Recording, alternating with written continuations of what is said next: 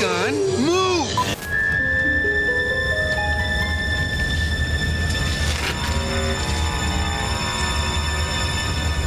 You know, I don't think we're supposed to...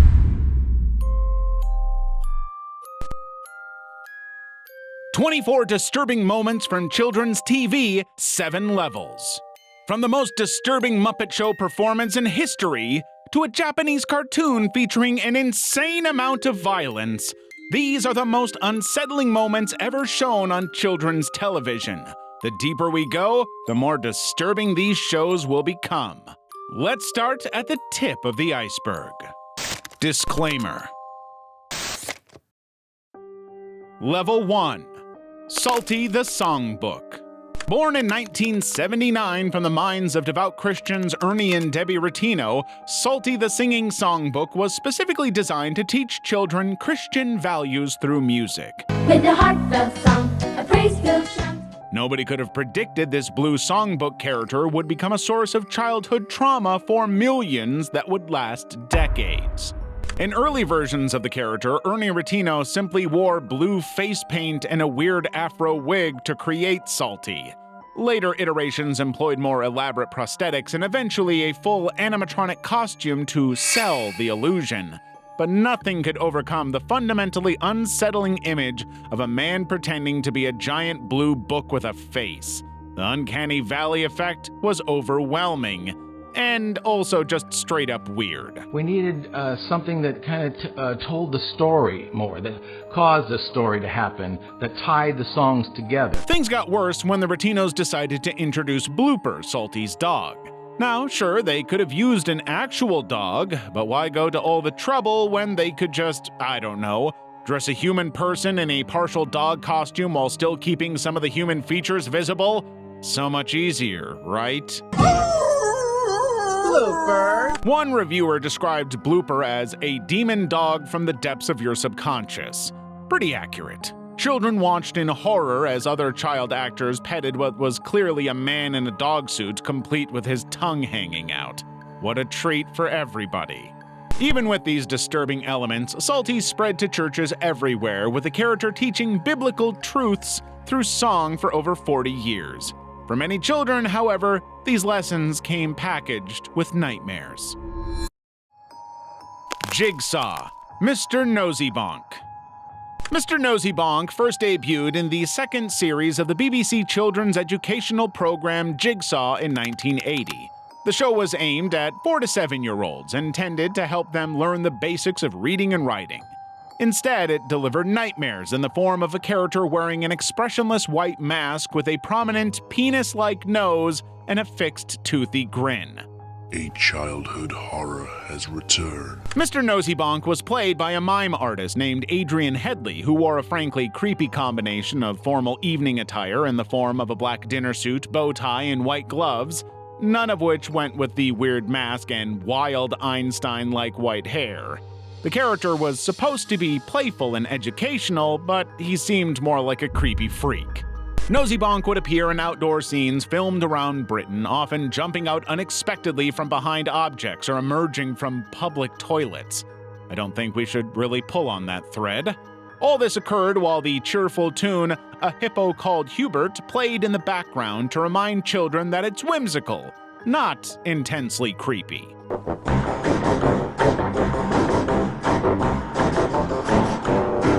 The character's segments were meant to help children create and spell words through his actions, but many young viewers found themselves too terrified to focus on learning. He was described as Michael Myers for the under fives, a creepy stalker who just kept jumping out of bushes for no real reason. Despite appearing only briefly in each episode, Nosybonk became the most infamous part of the whole show, leaving an indelible mark on a generation of British children, whether they wanted it or not. Today, much of Jigsaw is considered lost media, with only fragments available online, but that just makes Nosybonk's presence even more fascinating. He's inspired modern horror interpretations, YouTube series like Nosybonk Returns, and even influenced Mr. Chuckleteeth in The X-Files. Noel's House Party, Mr. Blobby Goes Shopping segment. Between 1991 and 1999, the BBC's Saturday night schedule had one must-watch show, Noel's House Party. Set in the fictional village of Crinkley Bottom, the show blended celebrity appearances, pranks, and weekly segments that British audiences just could not get enough of.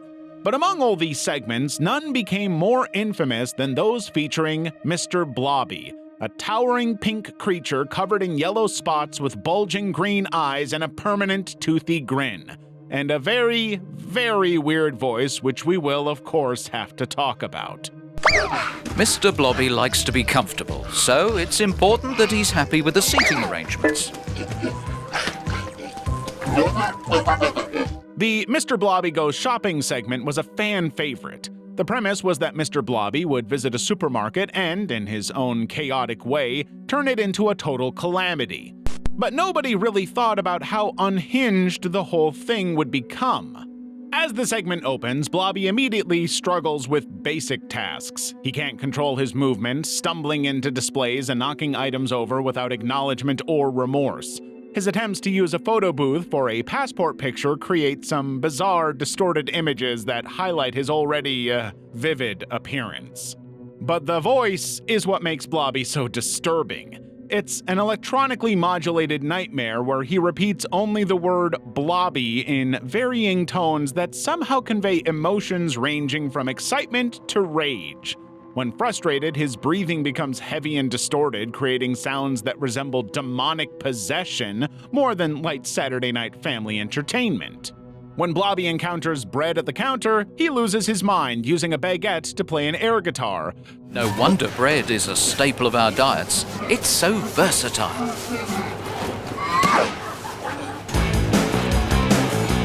Store employees and other shoppers react with forced smiles that barely mask their obvious discomfort about the fact that they have a creepy pink dude making more work for them to clean up.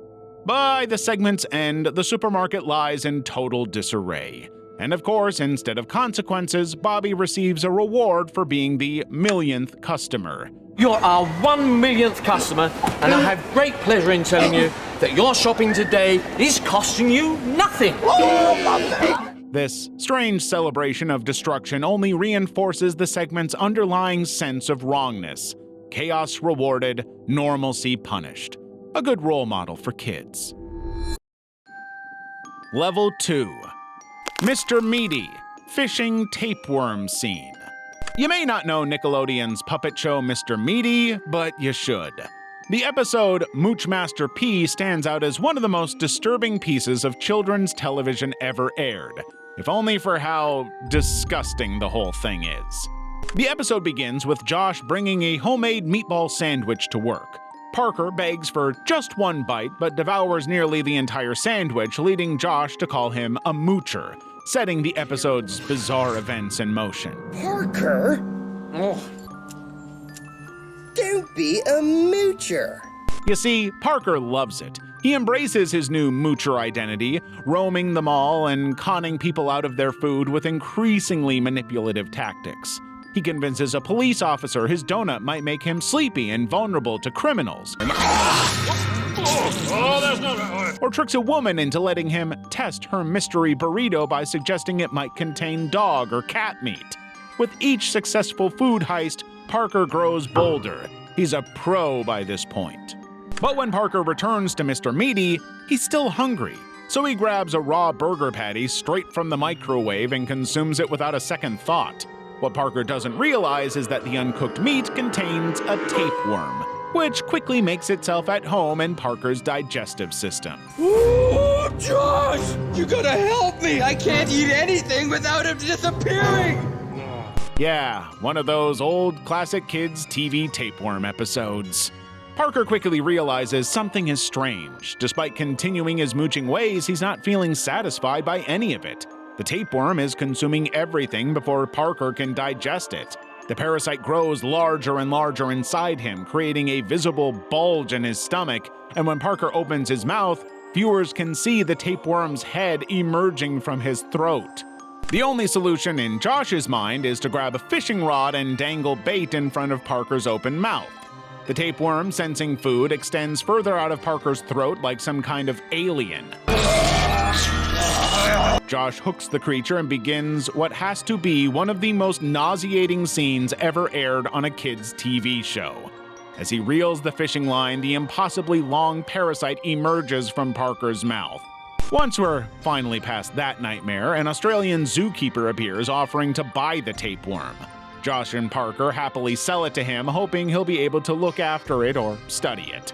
But no, the zookeeper immediately swallows the tapeworm himself, suggesting he wanted it for personal weight loss. Well, if you're eating while watching this, I sincerely apologize. Ratafak Plakta. Ratafak Plakta burst into Western consciousness in 2017 through viral videos showing a towering, long-necked puppet with a gaping mouth and disturbing movements. Reddit posts labeled him nightmare fuel as the character spread across platforms like YouTube and Reddit's WTF and creepy subreddits. Users worldwide recoiled at what appeared to be a horrific entity created specifically to terrify children. The viral video showed the puppet dancing erratically to distorted music, its movements jerky and unnatural. Phantom Strider described the creature as a foreign satanic entity of pure evil and horror, while others called it a corpse wrapped in a duvet. The character's bald head, exaggerated jaw, and hypermobile limbs struck viewers as something from a horror film rather than children's television. It just seemed truly horrific in every way. What most didn't realize was that Ratafak Plakta wasn't actually some obscure experiment in terror. He was a beloved character from Slinečko, a mainstream Czechoslovakian children's program that aired from 1979 to 1989. The viral video wasn't even footage from the original show. When Slinečko ended, most of the puppets were discarded. Someone found Ratafak in a dumpster around 2008 and created the disturbing video that would later traumatize Western viewers. In its homeland, Ratafak wasn't a horror icon, but a purposefully bumbling character designed to parody communist politicians. The puppet would present obviously false information for children to correct, subtly teaching skepticism toward authority figures during communist rule. So while the world believed he was some kind of nightmarish horror figure, Ratafak was actually very educational and subversive. Crashbox, Revolting Slob. In 1999, HBO marketed their latest show Crashbox as educational programming for grade schoolers. But in typical HBO fashion, the show was going to push the boundaries of what could reasonably be considered child-appropriate. The Revolting Slob was a puppet segment featuring a gross-looking man performing revolting actions while a polite female narrator taught vocabulary. Does that mean he lacks A, self-assurance, B, self-pity, or C, self-defense? Each episode opened with him engaged in disgusting behaviors like picking his teeth, slobbering over rotten food, examining earwax, or just generally covered in filth. The segment's formula was consistent and repeated. The narrator would present 3 vocabulary words, asking viewers to identify which best described the slob's current revolting behavior. The educational presentation wasn't really strong enough to fully cover what was essentially a gross-out spectacle. Children were subjected to close-ups of the character's filthy habits while being quizzed on words like repulsive, indigestible, and queasy, which summed up the segment pretty well. But one episode decided it would be good to teach children the word flirting. The slob blew kisses, prompting the narrator to ask if he was flouting, flirting, or floating. After identifying flirting as the correct answer, the slob's mood suddenly shifted to aggressive. The narrator then explained the idea of contradicting behavior, in this case, romantic advances followed by aggression, all directed at the female narrator. Not something you should really be showing to children. Each segment concluded with the slob literally exploding.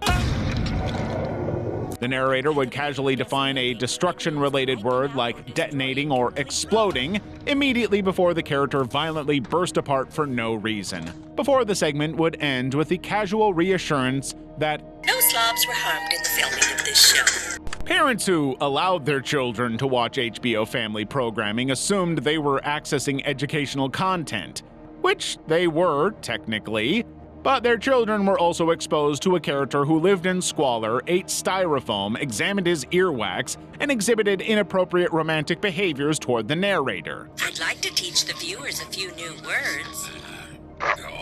The revolting slob actually went on to gain a cult following precisely because of his disturbing qualities. Reddit threads today are filled with adults recalling their childhood confusion and fascination with this character, so clearly it worked on some level. Sarah and Hoppity. Sarah and Hoppity was a British children's show that aired from 1962 to 1963. The show centered on Sarah Brown, whose parents ran a toy hospital shop. In the first episode, an old man brought in a creepy broken toy he claimed to have found in a goblin ring, selling it to Sarah for 6p. I don't even want to try and work out what a 6p was. If you wind him up, he can sing and dance. How can he dance when he's only got one leg? It's a falling over dance. I tell you, there's no one more clever than Hoppity. Hoppity? The toy, named Hoppity, initially had only one leg, hence his distinctive falling over dance whenever he got all worked up. Sarah's father repaired him with a second leg that was slightly shorter than the first, causing him to continue hopping. Her mother painted his face and gave him hair, while Ms. Julie, an elderly woman living in the attic, made clothes for him. It's all kind of cute until he wakes up. Rather than being a friendly companion, Hoppity consistently manipulated Sarah into misbehavior. He would whisper, "tiddly-tum, tiddly-tee," before suggesting they do something that was inappropriate or wrong. When Sarah refused to eat her spinach and poached egg, Hoppity encouraged her to secretly dispose of it and not tell anyone. He was a bad influence. Diddly-diddly-dum! All right, then. I will do it. But adults never believed Sarah when she blamed Hoppity. Hoppity is only a wooden toy, and wooden toys can't talk, her mother would scold, sending Sarah to her bedroom as punishment. So kids would just watch as this poor girl was manipulated into doing bad things and then forced to take the punishment while the actual culprit got away with it all. The puppets themselves aren't even comforting, they're creepy as hell. The nearly invisible strings made their movements seem eerily autonomous. One YouTube commenter says, "This show used to make me scream with terror. Can't remember why, it just did." I could guess why. It's not exactly family friendly. Episodes routinely placed Sarah in troubling situations engineered by Hoppity. In Sarah and Hoppity Go Skating, Hoppity plunges through a hole in the ice entirely because of his own actions. In another episode, he fell into a fish tank at a pet shop. These weren't accidents, but deliberate acts of chaos, and he never took the blame. That pattern never varied. Hoppity would convince Sarah to misbehave, she would get caught, blame the doll, and be punished while Hoppity remained innocent. His malevolence and blatant evil went unchecked throughout the series with no moral resolution. No wonder kids were scared. But hey, if you're brave enough and want to see more disturbing icebergs like this one, don't forget to hit that like and subscribe button. Let's move on to the next topic. Level 3. The Muppet Show. Mummenschanz. When Mummenschanz appeared on The Muppet Show in 1977, nobody warned children they were about to witness something that might end up terrifying them for the rest of their lives. At the beginning of the show, Kermit introduced them as distant cousins to the Muppets, which may be perhaps the understatement of the decade. This Swiss mime troupe brought their experimental, wordless performances to a show typically filled with joyful singing, jokes, and familiar puppet characters. The contrast couldn't have been more jarring. It's hard to understand what anybody was thinking when they approved this. The first segment featured performers wearing masks with faces drawn on paper. As the act progressed, they tore away pieces of the paper or drew new expressions, revealing increasingly strange facial configurations.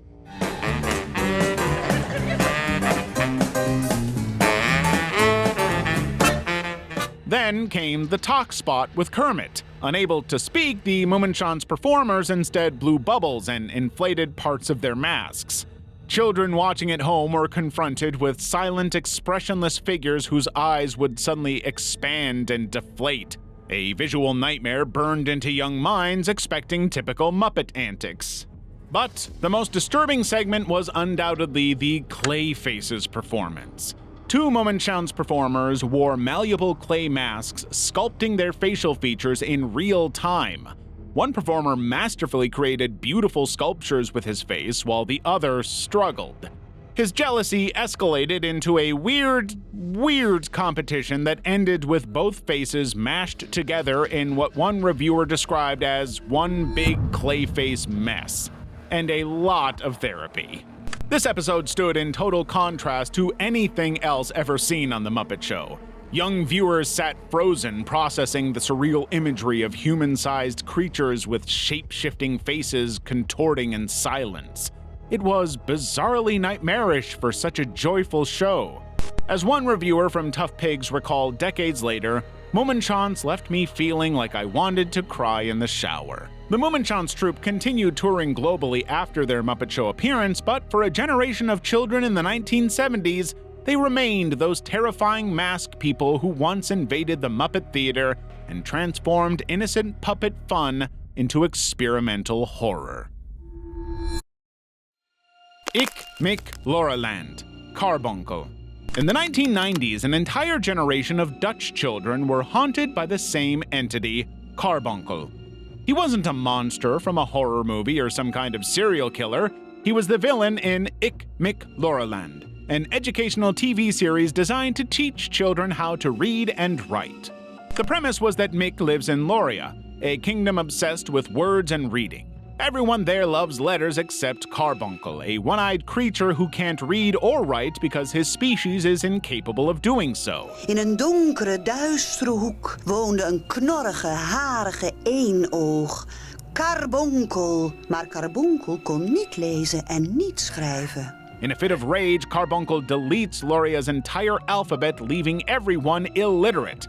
Now Mick must embark on a quest to find all the letters. Alle Lauria-letters zijn weg. Dan ga ik ze zoeken. Zoeken? Dat lukt je nooit. But Carbuncle was genuinely terrifying.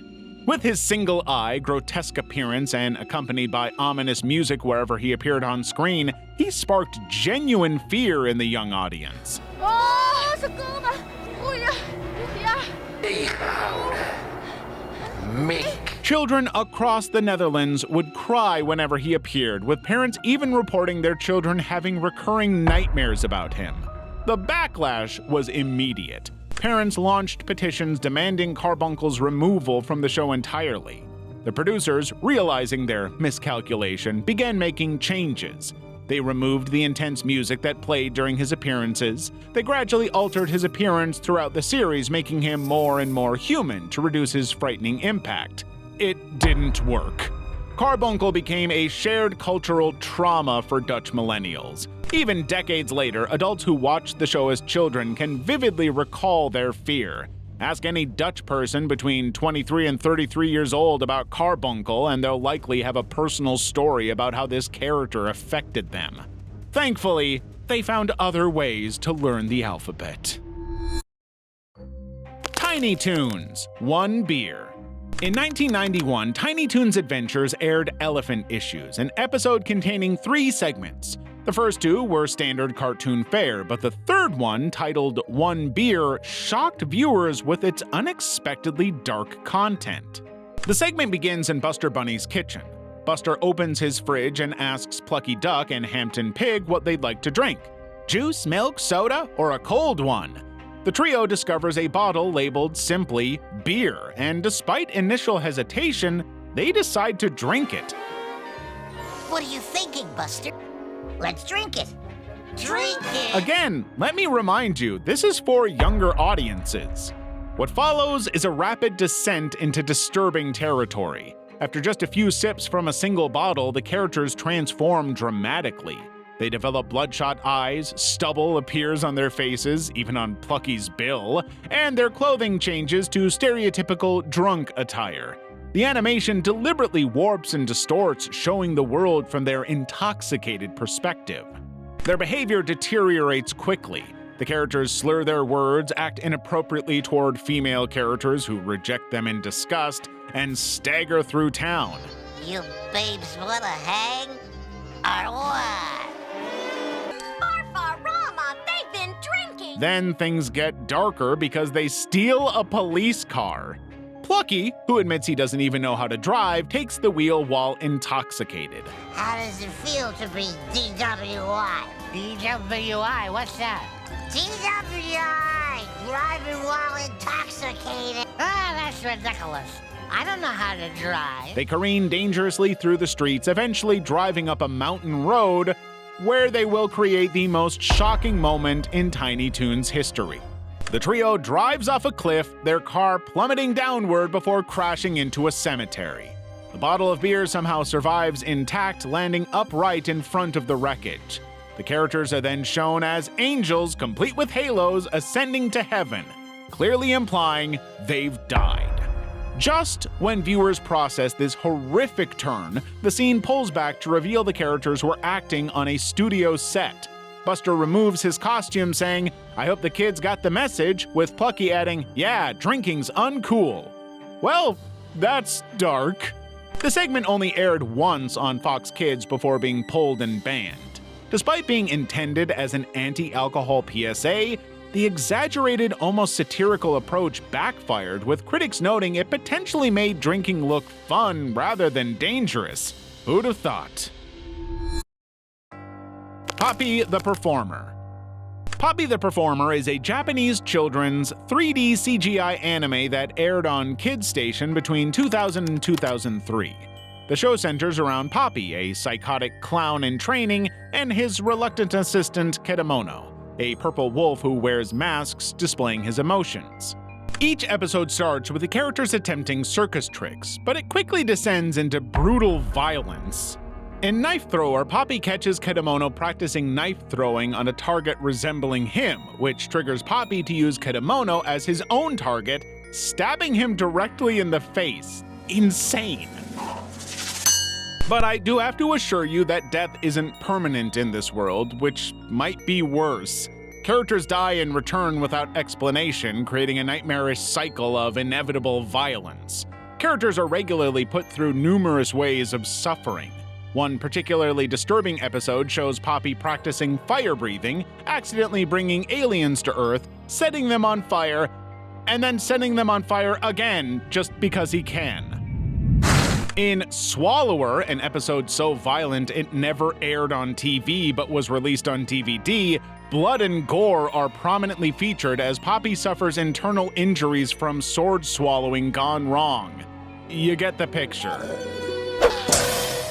Despite its low budget of just 100,000 yen per month and a total lack of dialogue, Poppy the Performer created a uniquely disturbing world that's never really been seen on children's TV before or since. Might be a good thing. Level 4. The Real Ghostbusters, 1986 to 1991. The Boogeyman Cometh. The Boogeyman Cometh episode of The Real Ghostbusters is built around the idea of a world where childhood nightmares are real. Two siblings hire the Ghostbusters to deal with the monster in their closet. Of course, this isn't a ghost, but the Boogeyman, a creature that feeds on children's fear. Yeah, the Boogeyman lives in our closet. He's there right now. What makes this version of the Boogeyman truly terrifying is the way he's designed. With a disproportionately large head, wide gaping mouth, bent backwards legs, and hunched posture, he looks like he escaped from a horror film, all shadowy features and jerky movements. The episode takes a disturbing turn when we discover that Egon has a personal history with this monster. As a child, the Boogeyman tormented him nightly, leaving psychological scars that led him to study the paranormal in the first place. When they meet again, the Boogeyman instantly recognizes Egon with a horrifying, "I remember you." Egon? That's years of trauma condensed into 3 words.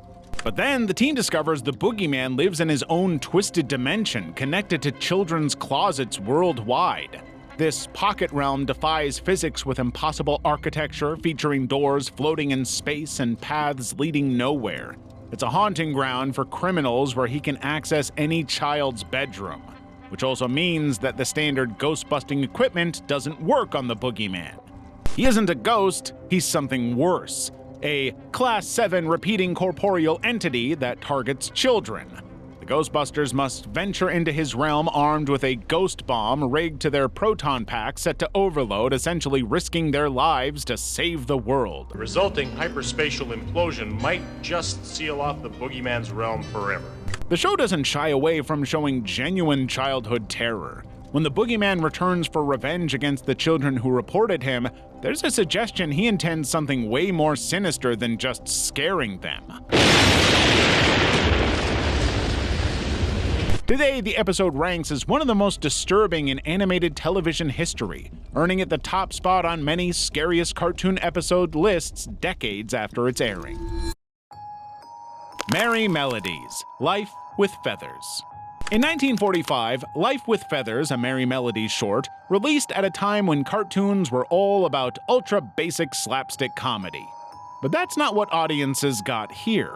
Instead, they got a 7-minute film about a lovesick bird named Sweetie Puss who actively seeks death after his spouse kicks him out of their birdcage. The cartoon opens with Sweetie Puss, a blue lovebird, sitting alone after his wife has evicted him. That was my wife. His despair is obvious as he contemplates various methods of ending it all before deciding the best approach is to be eaten by a cat. There's no comedic setup here, it's just a character who has determined life is no longer worth living. Sylvester, in his first screen appearance, becomes the unwitting object of Sweetie Puss's death wish. What's the matter, Mr. Cat? Aren't you hungry? The bird positions himself near the hungry-looking cat, practically gift-wrapping himself as a meal, but Sylvester grows suspicious. Why would a bird want to be eaten? He assumes Sweetie Puss must be poisoned and refuses to take the bait. What follows is a disturbing role reversal of the typical cat and bird dynamic that Sylvester would be known for. Sweetie Puss tries increasingly desperate measures to get Sylvester to consume him. Each attempt fails. Will you eat me, Mr. Cat? No, I'd rather die. Just as Sylvester finally decides to eat Sweetie Puss, a telegram arrives announcing the bird's wife wants to reconcile. Suddenly valuing his life, Sweetie Puss flees from the now pursuing Sylvester back to the safety of his birdcage. The cartoon's dark humor is all in this rapid shift from unaliving tendencies to survival instinct, but the undercurrent remains deeply troubling. A character spends most of the runtime actively trying to die, only saved by chance. Captain Planet: Boris and Linka's drug addiction. In 1991, the children's environmental cartoon Captain Planet and the Planeteers aired an episode that stunned viewers with its graphic portrayal of drug addiction. Mind pollution took a detour from the show's typical environmental messaging to tackle substance addiction head-on. The episode begins in Washington, D.C., where a teenager named Boris meets verminous Scum, one of the show's recurring villains, in a dark alley. Scum sells Boris a new drug called Bliss. One dose turns Boris's eyes red and sends him into fits of uncontrollable laughter. He nearly gets hit by a bus while high, a foreshadowing of the danger to come. Boris happens to be the cousin of Linka, the Soviet planeteer with the power of wind. When Linka visits the Soviet embassy to see her family, she finds Boris acting strangely. Sure enough, Boris's behavior grows increasingly erratic as his dependence on Bliss intensifies. I need more Bliss. Sorry, kid, but the price of Bliss has gone sky high. That isn't enough to buy even one pill. Please give me some.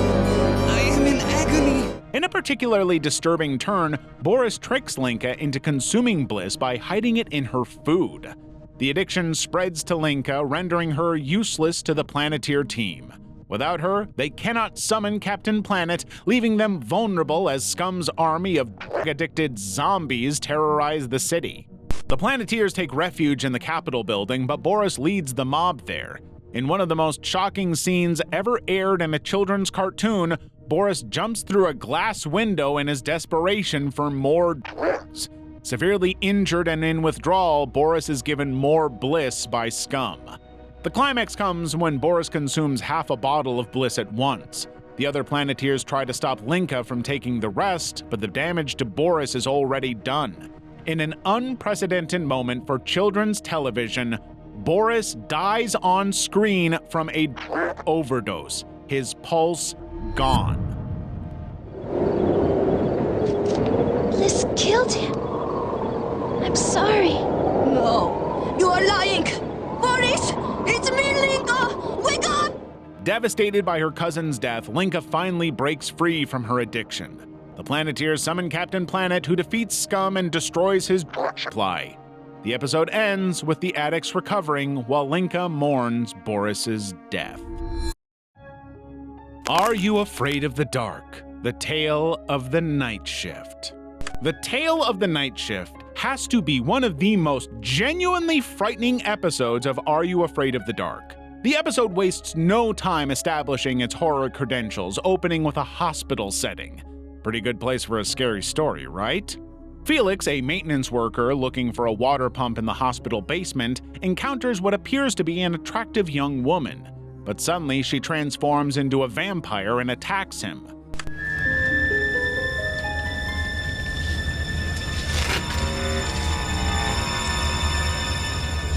You know, I don't think we're supposed to... The transformation effect is surprisingly graphic for a children's program, with the vampire's face contorting and elongating in a disturbing display that wouldn't feel out of place in an adult horror movie. Everything escalates from there. Blood bags drained of their contents are discovered in a closet, while hospital staff members walk around pale-faced with visible bite marks on their necks, their zombie-like state emphasizing the vampire's growing control over the facility. Felix returns partially transformed, caught in a painful limbo between human and vampire. Oh, it's not so bad, really.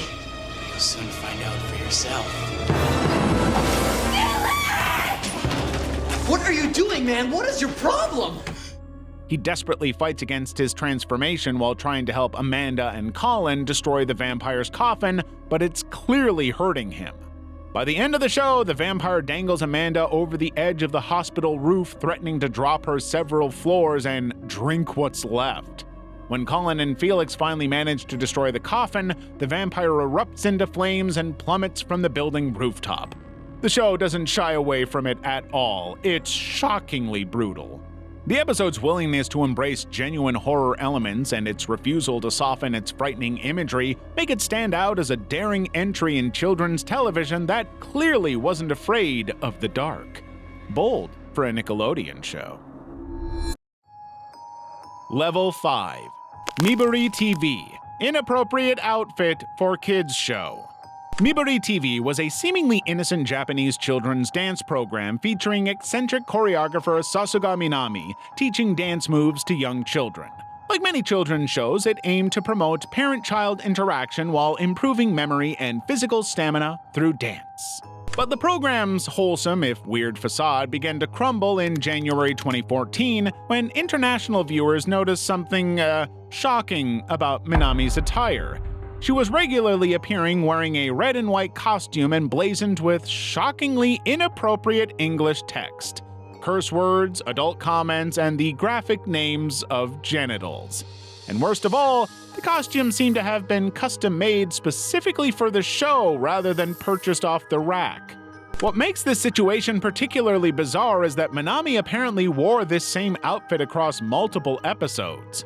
The audience on the program, completely unaware of the English profanity adorning their dance instructor's clothing, enthusiastically followed her movements. In one particularly strange episode, the young participants were all dressed in Nirvana t-shirts for no apparent reason. While most Japanese viewers might not understand the explicit English text, some of the English curse words actually have similar-sounding Japanese equivalents which would never be permitted on television, especially not on programming aimed at children. After the controversy gained international attention, the videos were swiftly removed from YouTube. Sasuga Minami eventually issued an apology claiming the offensive language on her outfit was not on purpose and that she was unaware of the inappropriate text. But that just raised more questions than answers. How could a custom-made outfit featuring such explicit language be created without anyone's knowledge? Television Kanagawa continued broadcasting as an independent station, But the Miburi TV incident remains one of its most notorious moments. Sasagami Nami's legacy is now forever tied to this strange period. Rainbow. Heavy drinking and raunchy rehearsals. Rainbow was a kind of British Sesame Street which aired from 1972 to 1992, delighting children with its colorful cast of characters including Zippy, George, and Bungle. Behind the innocent facade, however, was a very different reality. In 1979, the Rainbow team created what would become known as the Twangers episode, a sketch never intended for public broadcast made exclusively for Thames Television staff's Christmas party. The episode begins innocently until Zippy starts peeling a banana, counting 1 skin, 2 skin, 3 skin, before George interrupts him. Within seconds, the innuendos fly thick and fast. The entire 6-minute sketch is packed with adult references as characters discuss playing with each other's balls and getting their twangers out. It's time for us all to go now, but don't forget to get your twangers out and play with your balls. Ronnie LeDrew, the puppeteer who operated Zippy, later revealed the behind-the-scenes reality in his memoir, Zippy and Me. The cast regularly engaged in heavy drinking sessions, often getting lashed between filming. LeDrew describes how they would arrange the puppet characters into explicit intimate positions for their own amusement. In one particularly shocking incident, an archbishop was being given a tour of the studio by Thames Television executives. The timing couldn't have been worse, with the group walking in just as the crew had positioned the puppets in this position. The horrified executives quickly ushered the archbishop away. The Plucking song forms the centerpiece of the Twangers episode, with lyrics loaded with double entendres. Pluck, pluck, pluck away, we're going to pluck all day today. Pluck, pluck, pluck away, we're going to pluck all day. It doesn't matter what size your twanger is, Bungle helpfully explains. I've got a big red one. Zippy chimes in with, I've only got a tiny twanger, but it works well. I like to play with it. It doesn't matter what size your twanger is. I've got a big red one. I've only got a tiny twanger, but it works well and I like to play with it. This notorious sketch remained hidden until 1997 when it was broadcast on Channel 4. With the rise of the internet, the clip spread widely, leading many to erroneously believe it had been broadcast to children. The episode reflects the more relaxed attitude of the 1970s television production, where adult humor and heavy drinking were common behind the scenes. Level 6. John Dillerman, 2021. Disturbing character design. John Dillerman isn't your typical children's show protagonist. Created for Danish public broadcaster DR's children's channel, this middle-aged man sports an extravagant mustache and dresses in a distinctive red and white striped bathing suit reminiscent of an old-time carnival strongman. But what truly sets John apart is his namesake feature.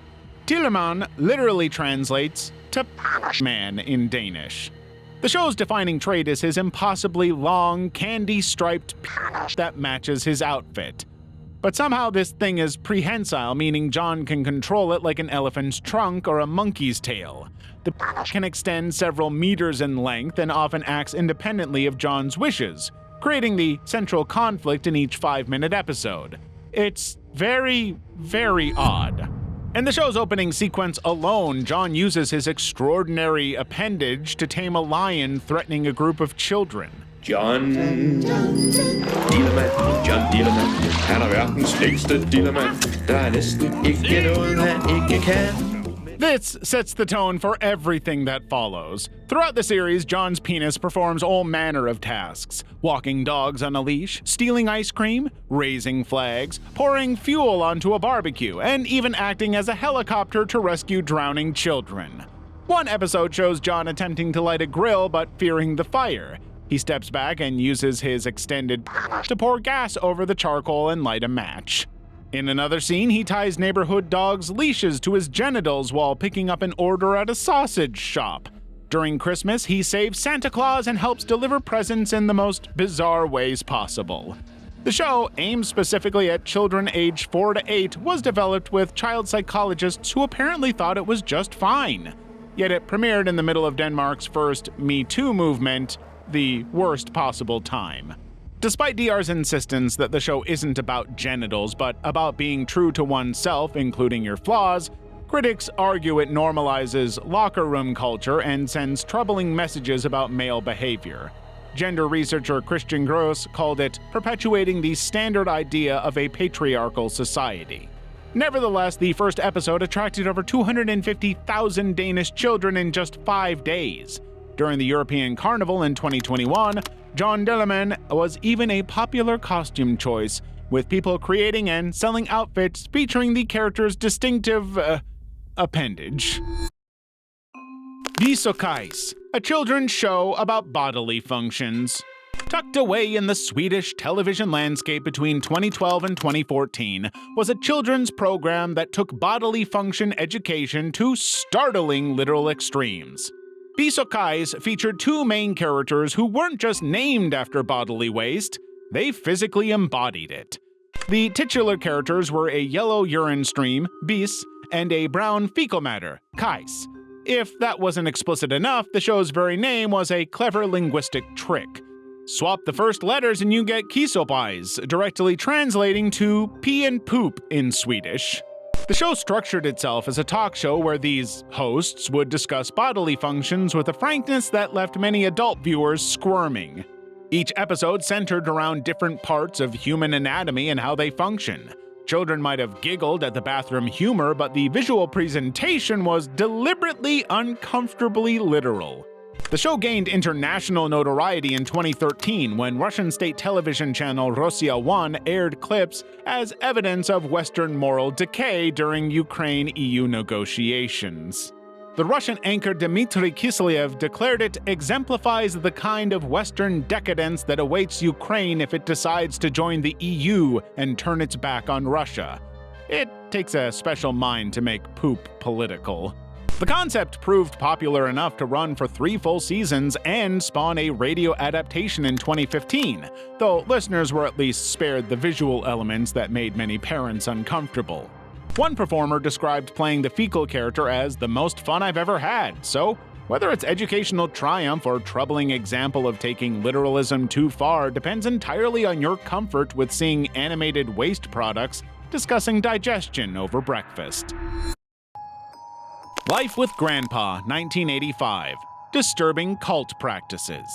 In 1985, families across the globe received VHS tapes containing a seemingly innocent puppet show, Life with Grandpa. What they couldn't have known was that these tapes were produced by the Family International, a notorious cult led by David Berg, who was portrayed as the kindly grandpa character in the show.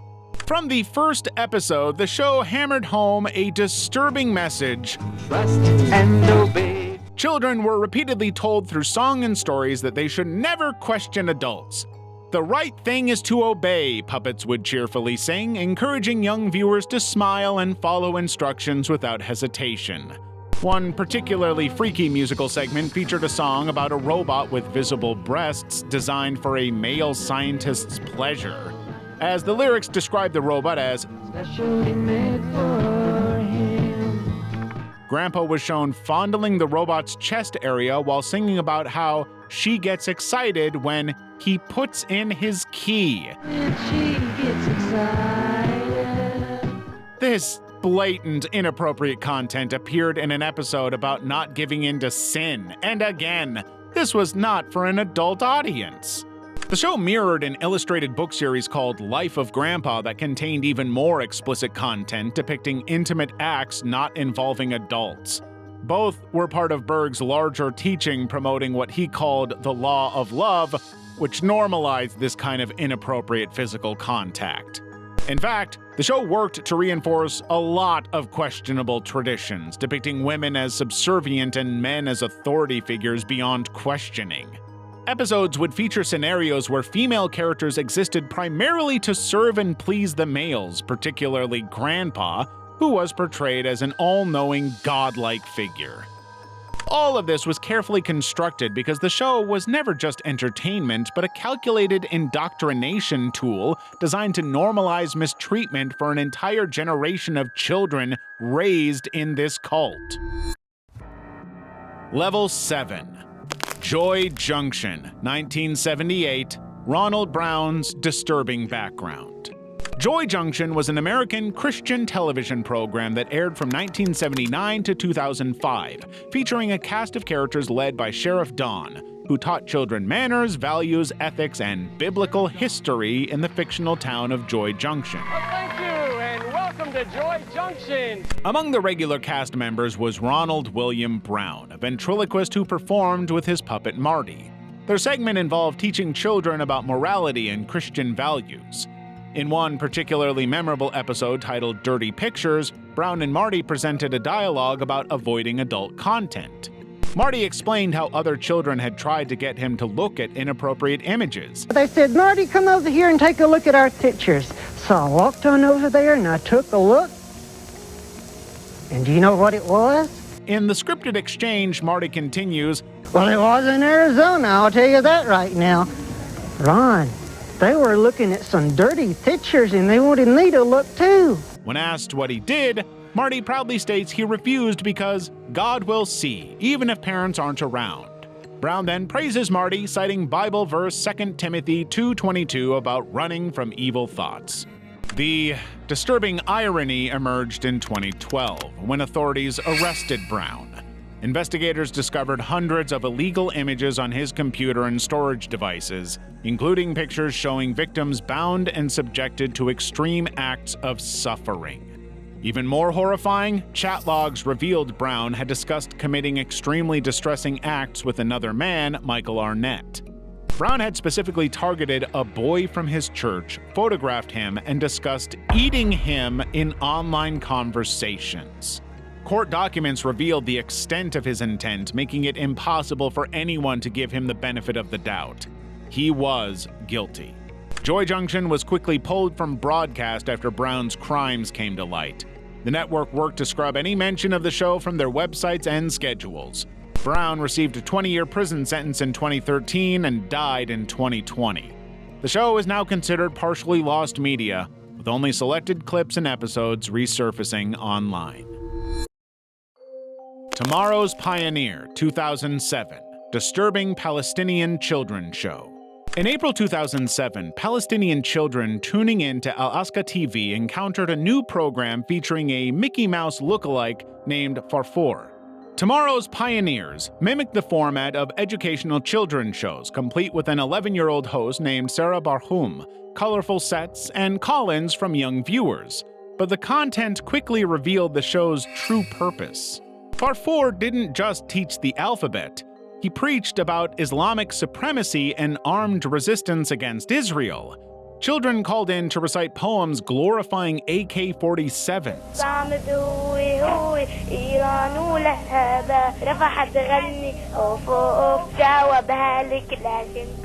The show, funded and produced by Hamas, featured segments where characters blamed Jews for everything from destroyed homes to failed tests.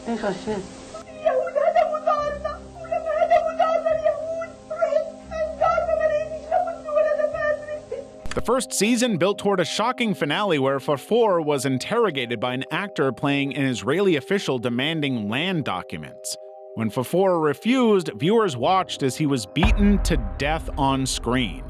Host Sarah announced his martyrdom without emotion, transitioning to the next segment while Farfour's screams played repeatedly in the background.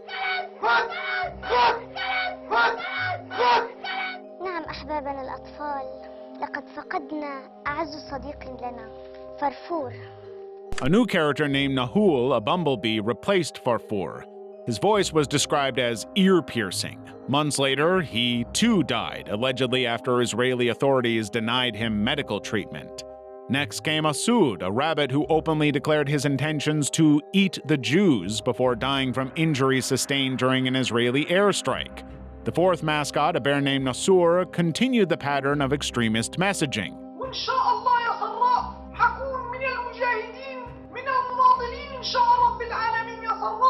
Creator Hazim al-Sharawi and director Fatih Hamad, who later became Hamas's interior minister, defended the show against international criticism.